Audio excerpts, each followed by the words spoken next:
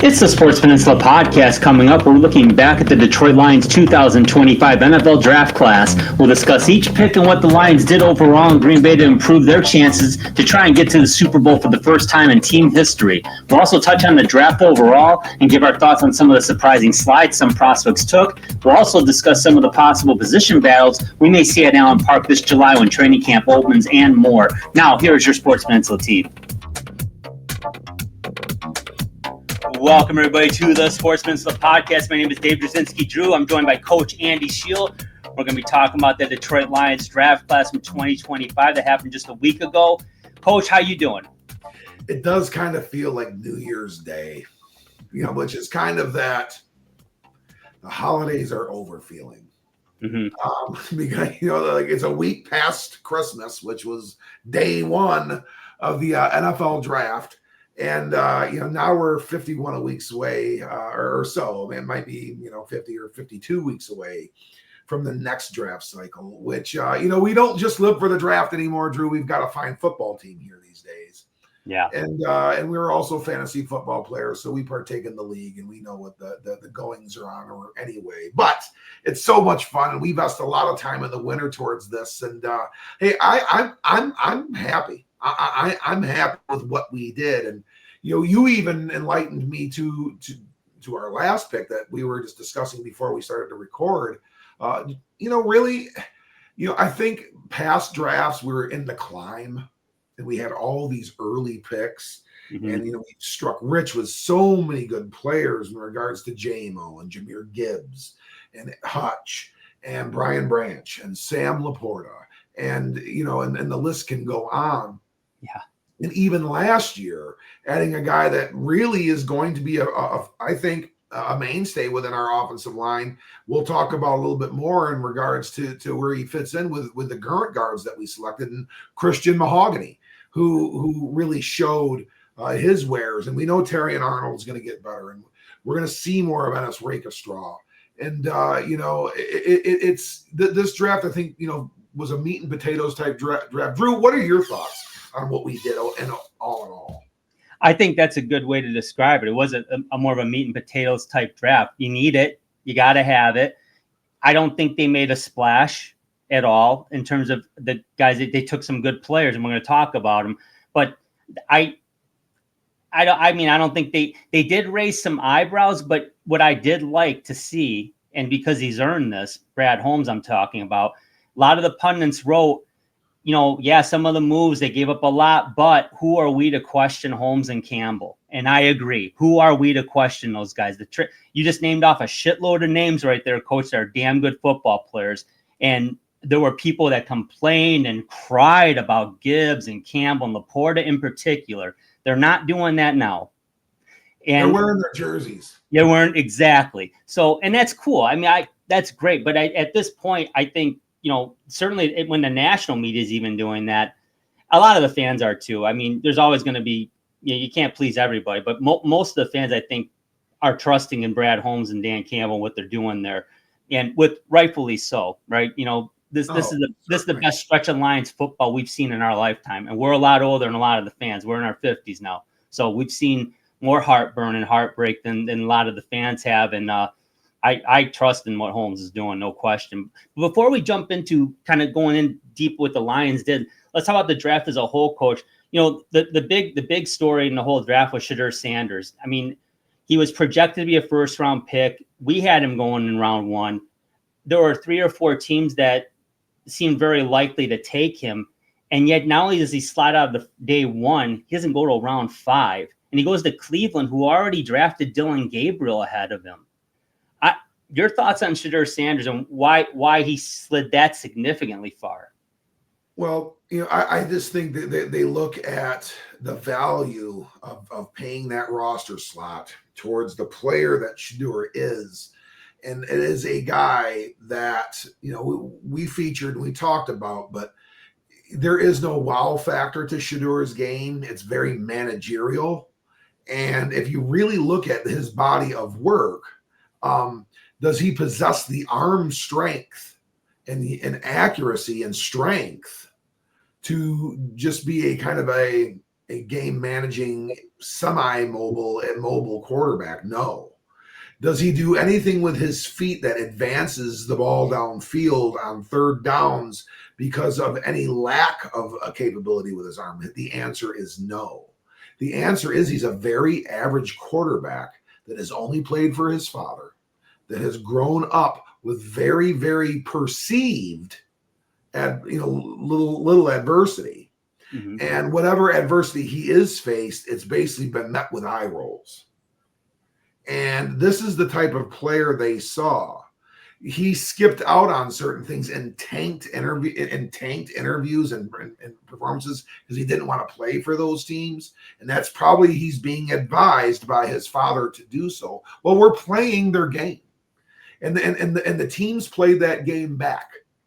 And we saw how that worked for him. Now, I feel horrible about what happened to him with Jeff Ulrich and his kid, or, not Jeff Ulrich. It's not his fault. It's his damn kid who got, these phone numbers and was playing games with Mason Graham and Shedeur Sanders. And they certainly did with both. They made, and you know what? He's going to be paying about $150,000 out of his own pocket for his son's misgivings. And that was a horrible thing to do. That was a horrible thing to do. Oh, yeah. Shedeur Sanders is a human being and a kid. Okay. Beneath there is a very cracked ego. I am sure of it. So, Shedeur slid. And, I think last year, at least from my perspective, Drew, just kind of looking, at what we did and kind of where we thought some things. I think it was, and maybe it was because the talent pool was stronger last year.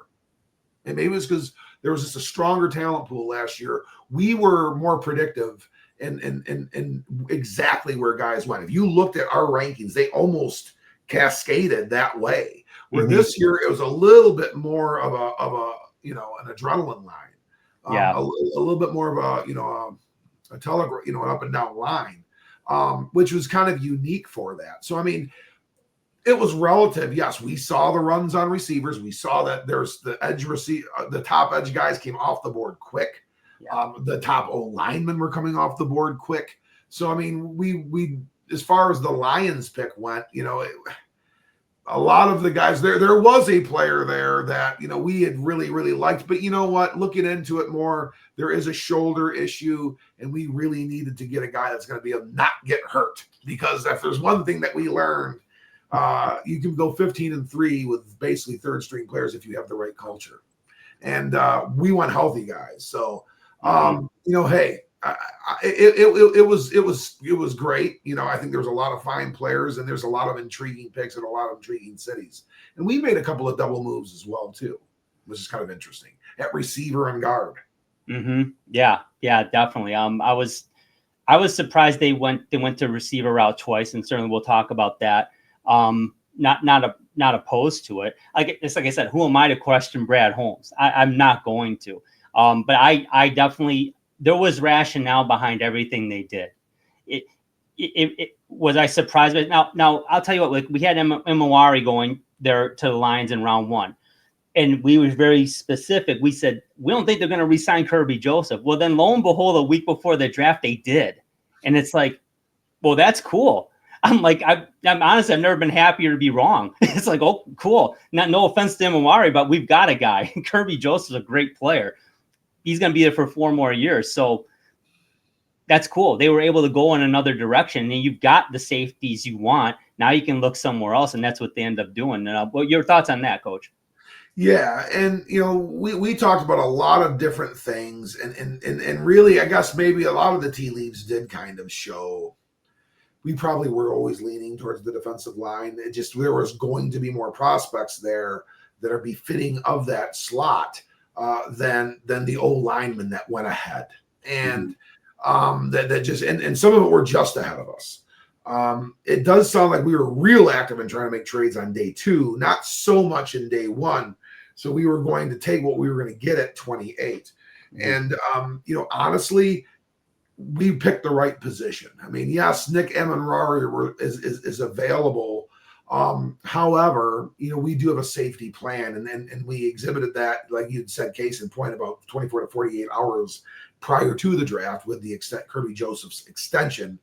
And Emenworry, the juries I saw a great box safety future for him in the league, and that's exactly what's being questioned by some others, based off of just how much deep safety he has played, and not being the most comfortable up in the box. Well, I saw it and saw different clips and saw a different use for Nick Emenworry that way, and who knows how he will be used. But that's, why maybe, he wasn't the first safety taken. That Malachi Starks was, which we on the Sports Puzzle podcast, we said he would be that first one. And if there was a round one safety, he would likely be it. But I mean, that was a position that saw a lot of high prospects go late, way later than we thought they would. Yeah. Xavier Watts being one of them, day 3 pick. I did not see that. Well, the thing that surprised me the most with this draft was the amount of tight ends that were drafted. I mean, a lot of tight ends early and often. And Loveland went ahead of Warren to Chicago, and Warren went exactly where we thought he'd go in Indianapolis. By the way, he got a prank call too, from what I understand. It was just strange that obviously they put out a damn video about it. Just, it's immature foolishness, and it was wrong. But he wasn't the only victim in that scenario, and it kind of was getting painted that way. And it's like, no, there were others, and it sucks. And it just shouldn't happen. I mean, you're playing with. We'll do something different in regards to how these communications are disseminated in the future. It's going to be very encrypted. Yeah, and absolutely, and there's easily ways to do it, and they're just going to have to get on board with it. I guarantee you, it'll change next year. I guarantee it has to. So let's jump into it, Coach. Let's talk about our first pick for the Detroit Lions, and that was at number 28. They stayed there, to your point, and they take our number 4 defensive tackle on the board, and that's Tyleik Williams out of The Ohio State University. Coach, talk about Tyleik Williams. Well, he is a run plugger and anchor extraordinaire. Very, very tough on the run. Why he may be at 28 rather than having been picked in the top 20 is, what has been perceived as his skills as a pass rusher. However, he has phenomenal physical abilities to be an elite pass rusher. Once bridled and configured, he's got superhuman quickness and speed. He looks and operates not dissimilar to an Aaron Donald, whom the Lions passed on about a decade ago, or a little over a decade ago. Yeah. And we took Eric Ebron instead. Mm-hmm. He operates very similar to that when he's destructing blocks and those kinds of things. So this is an elite block destructing, foot moving, defensive, precise stepping defensive tackle. That plays with great anchor and balance, because he's about 6'2.5", 6'3", 334 pounds. He can punch and pound and anchor and lock himself in like nobody's better business. He shows a lot of one-hand leverage on the inside, which means he's maintaining his inside control just using one hand, which means you're running your feet along with that great punch and drive and extension with one hand. And now that was against college athletes and college offensive linemen, which, comprise the NFL offensive linemen as well too. They're just a little bit more evolved, but he can play block, and there's not a block that he can't play. He is a bull in a china shop on that inside. He can go to the 3 through the 1. And if we needed to widen him to a 4-eye, we could probably even work in that because of his quickness and athletic ability. But you get a big time run stopper, Drew, a big time run stopper that has the ability to become a good pass rusher, who is going to be a rotational presence, I believe, in year 1, evolving to a guy that could even become a borderline starter throughout the year, and long term is probably seen as a tandem player with guys like Alim McNeill and Levi Orunzuike. Yeah, and you look at the roster, and here's the reason that we were given that the Lions passed on Aaron Donald was just because they said, well, we have Ndamukong Suh and Nick Fairley. Yes, they did at the time, and that was 2014. In 2015, both were unrestricted free agents and both left. So right now, DJ Reader, he's a free agent after next season. Aleem McNeil is likely going to miss at least the first quarter of the season rehabbing from that knee injury. You need this player. And by the way, when you look at it, Abdul Carter was gone. The top 3 edge rushers, there were 4 edge rushers off the board already at this point. Tyleik Williams made a ton of sense. We both loved him. I really liked him a lot. I didn't think they were going to go at him at 28 because I thought there'd be a few more old linemen or edge rushers sliding back. And when a guy like Shedeur Sanders doesn't get drafted before you and some other, that's what ended up. Yeah. Exactly. So, and I never considered him at 60 because I thought there's no way he's going to be there. And well, obviously he wasn't. Love the pick. Love the player. I tell you what, once they get McNeil, Reader, and him and Williams together, along with, you got Lopez you just signed, you got Wingo on the team, you still got Broderick Martin, who's really he's got to put up, or this is make or break year for Broderick Martin. He's got to show something this year, and you got Onwuzurike back for another season, and Levi can bounce out to the outside if necessary too. Pascal too. So it's a very good situation. I really like this pick.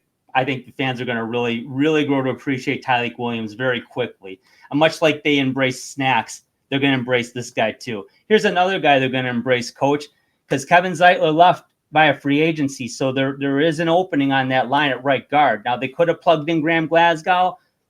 Perhaps Mahogany could start there, but they go and draft Tate Ratledge out of Georgia. He was our number 2 guard, Coach. Let's talk about him. What do you think?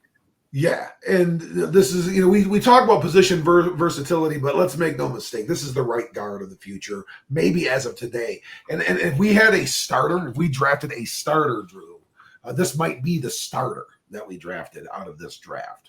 Because Tyleik Williams may be more rotational at first. Tate Ratledge is going to have every opportunity to become the starting right guard this year, and he ultimately will become the Lions' future starting right guard, barring injury, maybe as early as the preseason. We shall see. He's real good and understands and reads defensive fronts very well. He can communicate well with his combo partners. He can communicate well with the center, and communication is key. Look at the 2 schools in which we just drafted our first 2 players, Ohio State University and the University of Georgia. We are talking about players that play in highly, highly evolved, high up-tempo, very competitive practice philosophies and practice cultures. Practice culture is so key to the long-term success of a program. The best programs have elite practice cultures. These 2 come from that. They played in a ton of games on the road where it was loud and obnoxious. They also play in front of absolutely rabid home fan bases with the Buckeyes and the Bulldogs. So they're great culture fits for the Lions. And the Lions did another one right here with Tate Ratledge, just like they did with Tyleik Williams. It's a guy with a strong, powerful inside anchor, just like Kevin Zeitler did. Very, very similar, a very physical and precise striker. He's a very similar player to Kevin Zeitler. He's just much younger and a little rawer. Kevin's an outstanding football player. Wish him well down in Tennessee. Got to meet Kevin, and he's a good guy, and he's got a great family, and I hope he does well. But we did hear, Drew, is we've got maybe a Kevin Zeitler 8, 9, 10 years ago. Is really what we have in this kind of player. He can get himself to the second level, which, with our type of blocking schemes, we're not going to ask him to do a ton of pulling and kicking out. We like to do that with tackles and with our tight ends, and then we'll take in our 12 personnel and bring in another tight end and do it. That kind of thing. That's kind of what we do with our kickouts. We use our guards as power guys, is power, double and bounce climbing type players. And this is a guy that can finish those types of blocks. This is a Detroit, even though he's a Southern boy out of down south and out of Athens, Georgia here these last several years. This is a guy that's going to do real well here. This guy is a grit football player. Yeah, I love the pick. Love Tate Ratledge. Lions did trade. They were picking at number 60. They traded up 3 spots to 57 with the Denver Broncos. So the Lions ended up sending the 60th and the 130 overall to Denver. They got the 57 and the 230 back in return. So and even swap their picks. No complaints at all. But considering, like, and I agree with you, to your point, this is number 2 guard on our board. To get him at 57, thank you. I mean, honestly, fantastic. I mean, right now you're looking at, I don't think there's any doubt an event eventually, and perhaps this year, a starting defensive tackle and starting right guard on this team already. That's a beautiful thing. That's really awesome. So we look forward to seeing a lot more of Tate Ratledge in the future. Here's where it got really interesting, Coach. 3rd round, and I'll go over the trade because it was a kind of a complicated trade. The Lions traded up from number 102 to 70 with Jacksonville to get this pick, and then they sent picks 102 to Jacksonville along with 2 third-round picks in 2026. And then the Lions get that back the number 70 pick, and they take Isaac TeSlaa, the wide receiver out of Arkansas, who's from is it Hillsdale? He's from Michigan. Well, no, he's originally from Hudsonville, Michigan. Hudsonville, that's right. Yep, yeah. Hudsonville. Yep, 3rd round, 70th overall wide receiver. He wasn't rated real high on our board, and part of that was because quite frankly, some like Pro Football Focus had him like at 23, I want to say. And there was another date, I think might have been Mock Draft Database had him like at 26. A few others were kind of late to the party on him, but Brad Holmes certainly liked him. Talk about Isaac TeSlaa. Well, kind of the unique thing here, he almost touches the Sports Peninsula podcast. I know you and the lovely Jennifer Druzinski came out to Howell High School and watched the Mariners playing a state semifinal against Portland, which we were unsuccessful that time around. Yep. Had we won that football game, Drew, we would have played Hudsonville Unity Christian, led by quarterback Isaac TeSlaa. Yeah. So we almost played against him in high school. And folks, he was a power T quarterback. He played in a wing T offense as a quarterback in high school and was outstanding, won a state championship, was very, very good there. And ultimately got his first opportunity at the next level in college to play Division II for the Hillsdale College Chargers down in Hillsdale, Michigan. So he went to Hillsdale at first. And he converted to a receiver at that point in time. And his elite athletic ability, allowed him to rise above onto the depth charts rather quickly. And by year 2, he had kind of asserted himself as a guy that might be able to take advantage of the transfer portal and portal up, as they say, and move into Division I for a greater exposure and look. And he certainly did that. He went from Hillsdale College to the SEC. So if we're wondering who Isaac TeSlaa is, and yes, he's a local, and we're going to get to another very intriguing element to Isaac TeSlaa. He went from Division II to the SEC. We are talking about an elite athlete here that can perform. He's a physical mismatch because he's a slot receiver. That is what he is. He that's the alignment that he played. He's alignment specific in certain regards here. Now, does that mean he can't evolve into an outside receiver? Of course not. He's 6'4", 214 pounds. Yeah. We're going to ask that of him. But I mean, he can track things down and really be a plucky, grabby player as regards to the ball. And he's got breakaway wheels at 4.43 speed. And there's a couple of clips. There's a real good clip of him coming across the formation, I believe against Florida, and just runs away from everybody and scores on kind of what really was a crossing route. So if you're housing balls like that against fast defenses like the Florida Gator defense, you have the athletic ability to do that same very thing here in the NFL. Now, can he line up outside? That's what he's got to learn to do and to develop. And we are talking about a developmental prospect here, Drew, a guy that's going to get on the field, of course. But, I mean, he is going to. But I think there's a lot of intrigue in regards to an Isaac TeSlaa, and what he really brings to the table. But more than anything that you get with this, is this a guy a gamble, so to speak? Well, okay, yes, you could say that. You could say that, and in all fairness, not be incorrect. Okay, the Lions did these, a top 30, draft interviews, and guys come in and they interview him. He came to his interview in a Lions jersey. Isaac TeSlaa his favorite football team, professional football team, is the Detroit Lions. So what you're doing when you're drafting a guy like Isaac TeSlaa is you're gambling a little bit, yes, on his slot and where and his background and that kind of thing, but you're also betting on that as well. Yeah. That he is going to bring his absolute heart and soul to this thing because he wants to be that guy on his team that contributes and ultimately makes a big difference. So this is a culture pick.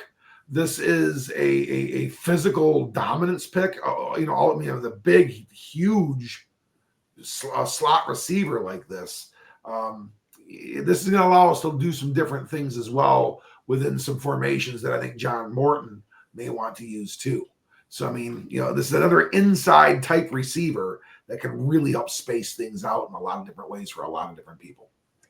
Yeah, I like him as a player. I really do. I admit I didn't scout him that closely because I really didn't think the Lions were going to really attack the receiver position that aggressively. I wouldn't say where they were aggressive, but they did take two.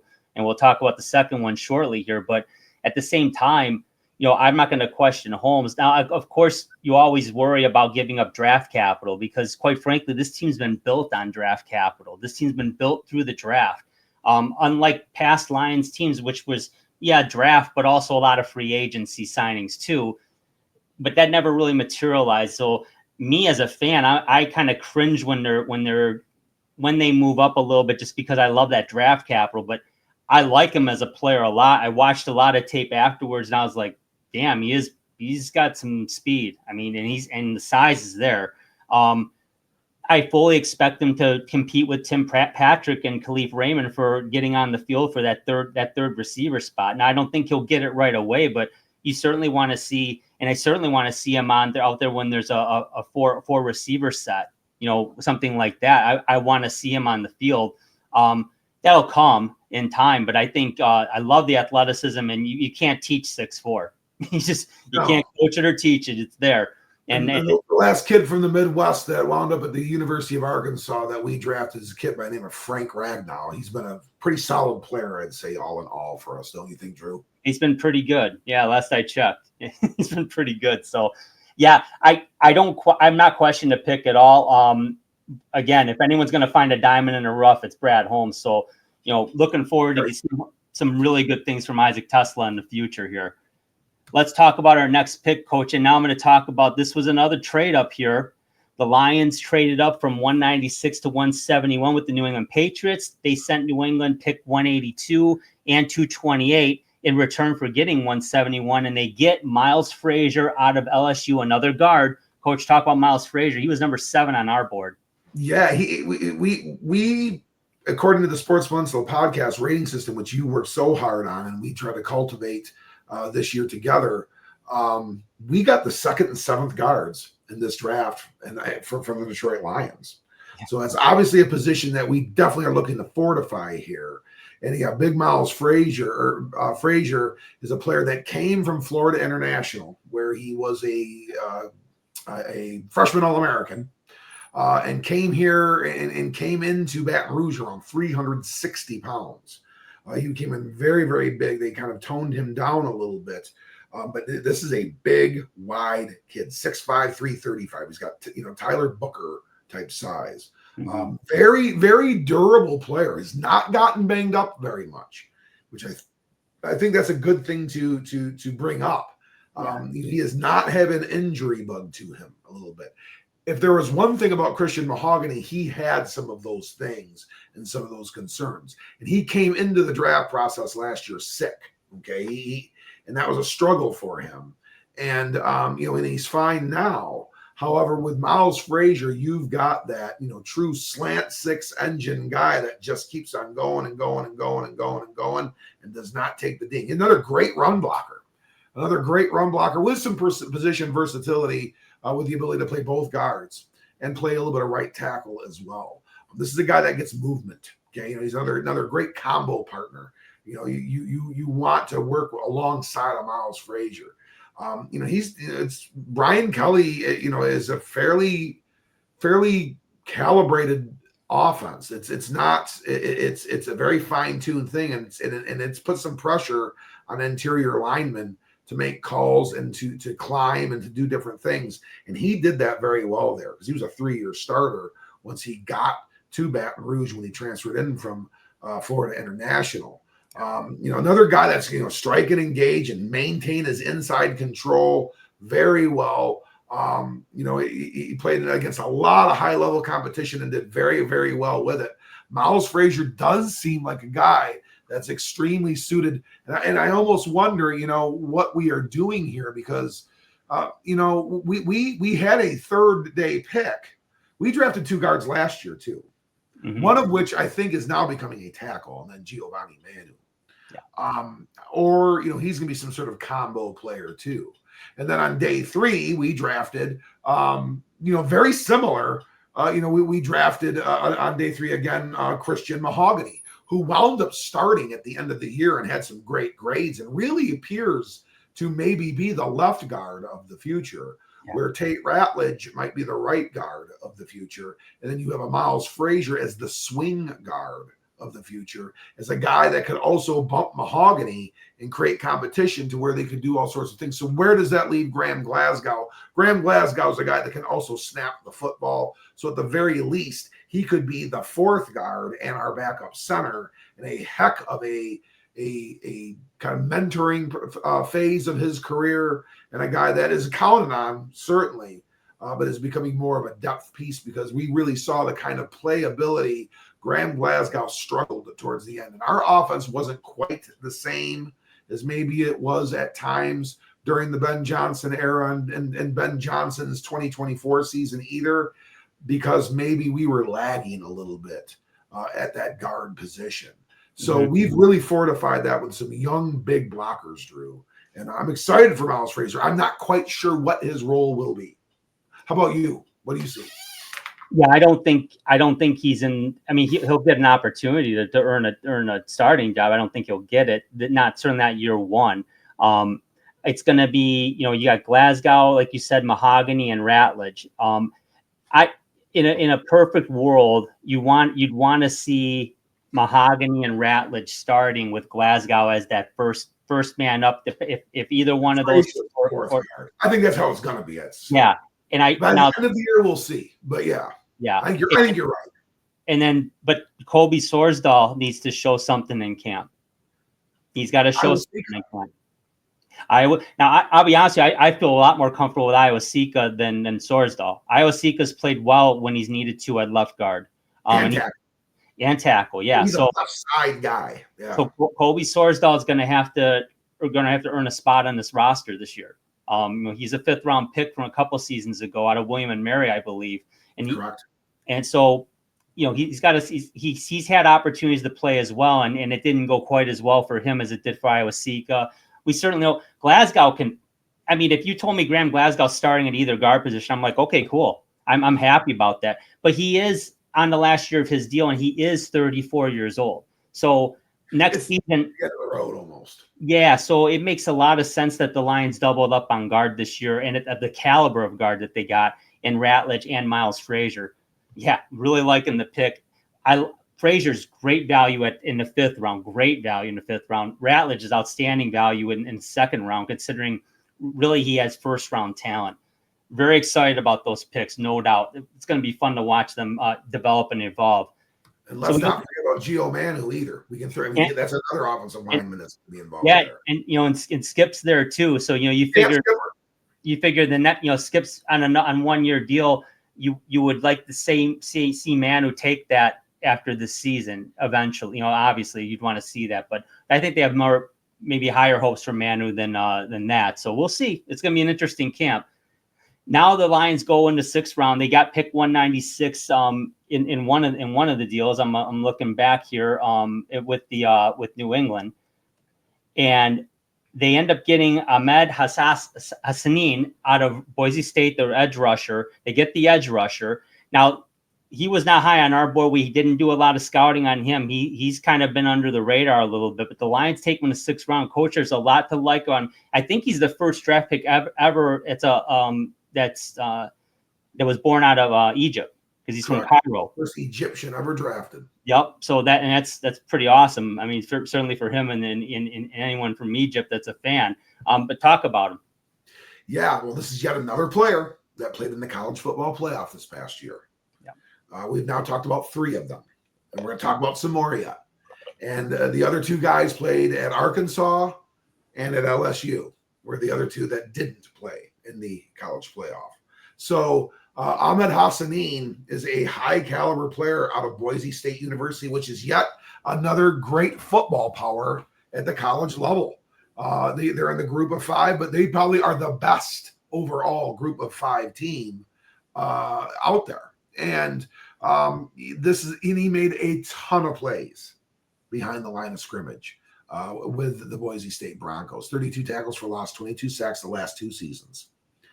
Those are huge numbers. We did not talk about those kinds of numbers often in our previews of edge rushers. He had elite production in regards to making plays behind the line of scrimmage. Big, powerful puncher, so he can anchor and play that strong end. He's not super tall, about 6'2", 6'2.5". Probably this is why he is a day 3 pick. But he comes in around 260 pounds. So he's got a little anchor to him. And he kind of plays with that. So this is another guy that can play the run very, very well.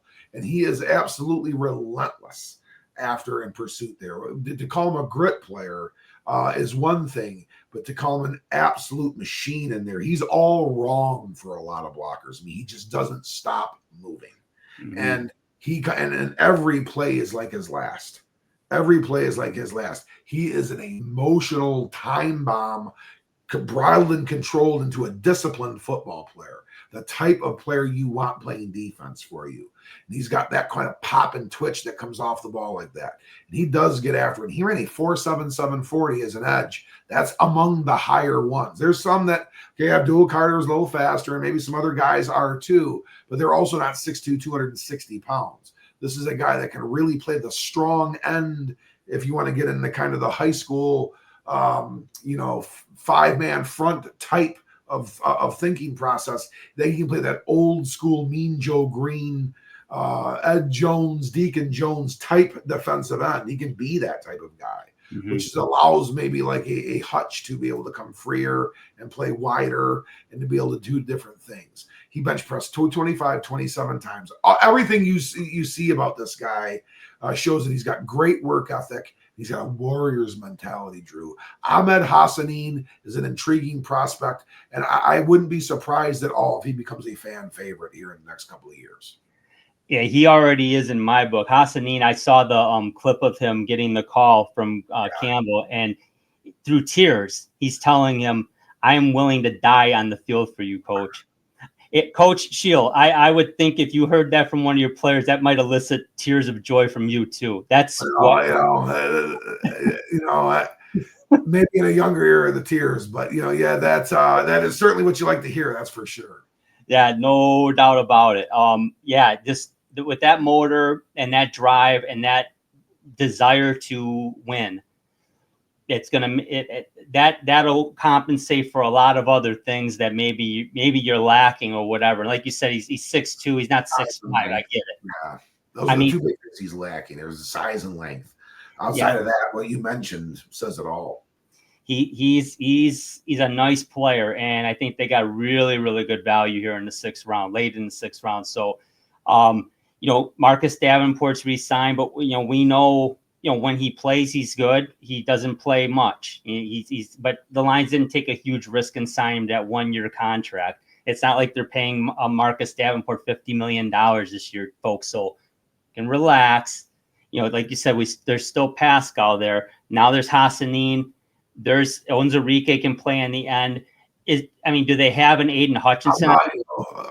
Al-Qadim Muhammad as well. Yeah, he played well last year, very well last year in place of Hutch. Are these guys going to be at the level of Hutch? No, but very few are. I would love to have gotten Abdul Carter, Coach. That would have been great, but he got picked in the 3rd pick overall this year. This is a nice pick here. The Lions addressed the position. And by the way, I want to talk about this before we move on.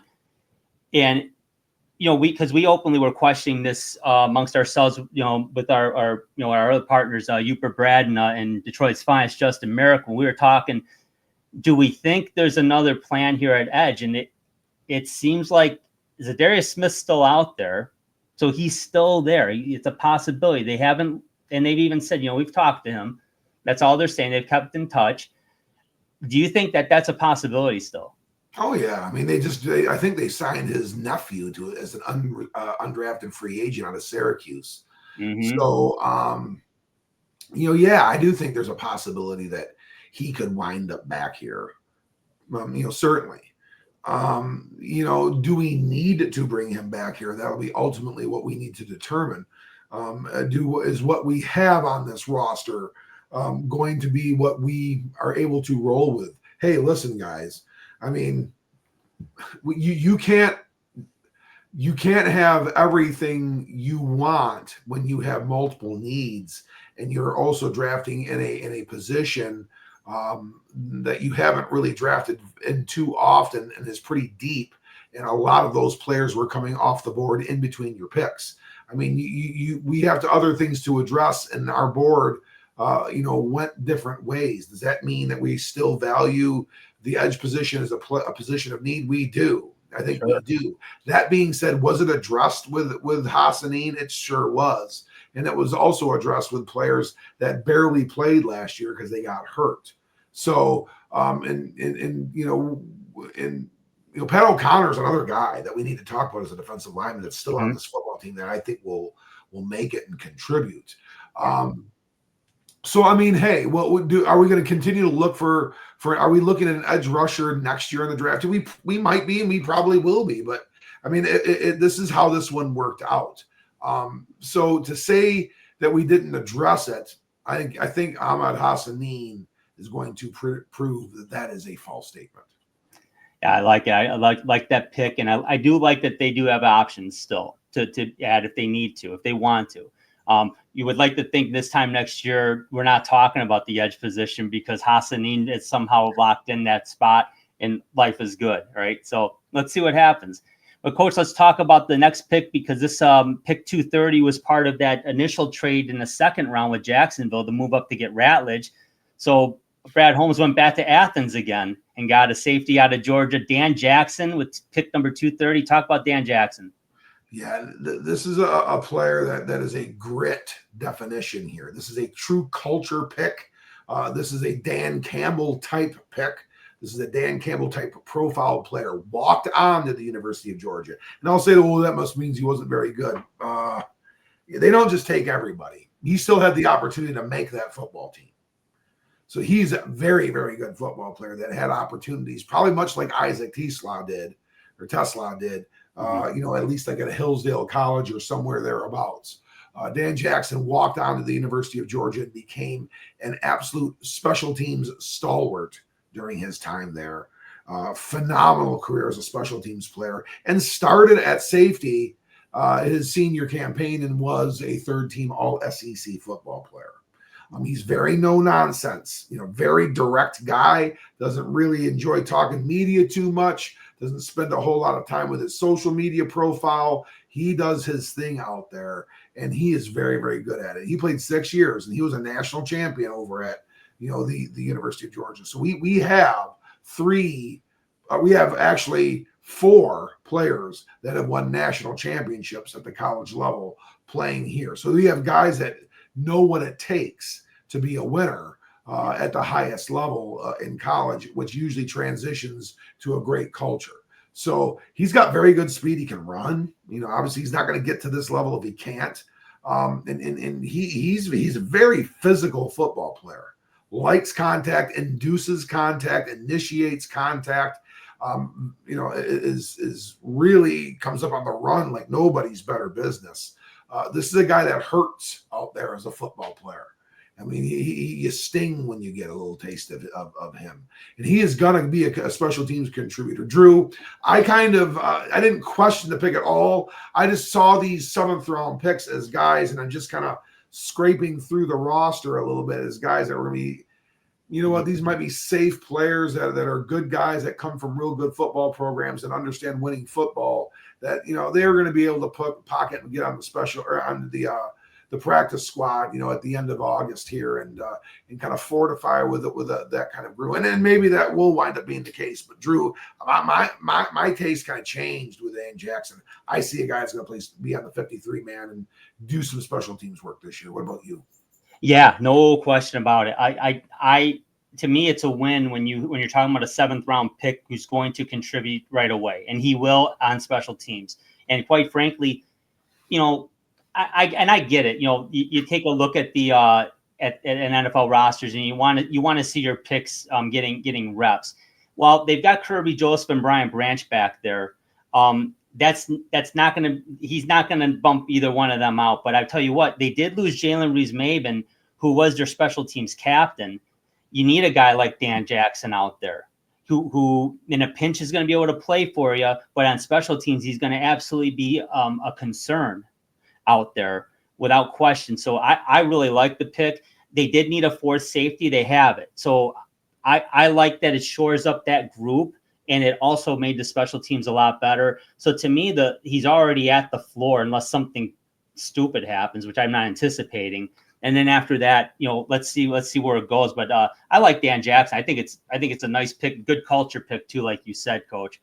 Now we look at the next pick, our another 7th rounder at 244, and this is our other receiver, Dominic Lovett, out of University of Georgia.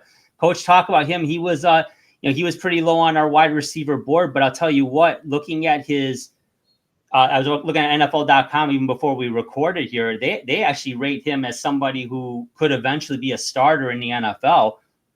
That's pretty high praise for a guy picked in the 7th round. Talk about Dominic Lovett. Well, he transferred to Georgia from Missouri and was highly productive at Missouri. He was an all SEC player at Missouri. So he went into the culture of and transferred up to the culture. Now he is a guy that did not win a national championship. He played, I think, the last 2 years at Georgia, where Michigan and Ohio State won the national championships. Yep. But nonetheless, Dominic Lovett produced there as well, mainly out of the slot. So we've kind of drafted 2 slot receivers in this draft. And they're really the 30th and 47th receivers, respectively, on our boards. So these were guys a little bit further down our boards that were in those, like you had mentioned earlier, Brad Holmes areas where he steals the show. And what you get with Dominic Lovett is a guy who was highly productive, very productive, and he can burn it. He's 4.4 speed. He's a great route runner. He's not afraid to run across the middle and make plays. He's was a very effective gunner on special teams on the punt team at both Missouri and at Georgia. And he plays in a real comfortable, creative ability and really understands the movements of the modern wide receiver in regards to route running and selling routes and those kinds of things. So yeah, I'm a little perplexed too. Where does he fit, Drew? And I guess of all of our draft picks, I still wonder about this one because we put such value on Isaac Tesla and what he eventually will bring to the table. Where does Dominic Lovett feel? And does this mean we are really looking to possibly not do something beyond 2 years from now with some of our other wide receivers? Just how much movement are we going to take? Well, I mean, I guess we have guys like Khalif Raymond and some of these other players that we are looking to maybe to move on from in a couple of years. But Drew, we drafted 2 receivers too. What are your thoughts on that? Yeah, that surprised me. Not shocked, but surprised me. But then when I look at it, they did at the time they hadn't given the 5th-year option to JMO yet. No. And there was a lot of talk that he might be on the block. And that I get that was a rumor, but it wasn't an illogical rumor. It kind of made sense. Am I glad they didn't do it and they're going to have him? Yeah, I'm glad. I like JMO. I have no problem with Jameson Williams. I think, and I thought this about Kirby Joseph, I didn't think they'd be able to re-sign him, and they did. And then when you draft 2 receivers, Coach, it kind of tells you they're preparing, and Holmes almost basically said, can we pay everybody? No, we can't. Well, that's where it's at, folks, and I think they're creating competition. Lovett's going to compete with Antoine Green and Tom Kennedy for that final that spot, and that's assuming they keep 6 receivers on the roster, because you've got St. Brown, Williams, and Tesla, Patrick, and Raymond. There's your 5. So if you keep a 6th, if it's going to be one of the 3 I mentioned, Kennedy, Lovett, or Antoine Green. Green's a 7th round pick. Kennedy's was undrafted. Around for a long time. Been around for a long time, and in spot duties played well. So there's going to be a hell of a competition there. Certainly having special teams experience is going to be a necessity. If you're not playing special teams and want to be a 6th receiver, you're not going to be a 6th receiver. It's just not going to happen. So I'm curious. He's only 5'10", but he ran a 4.4 40.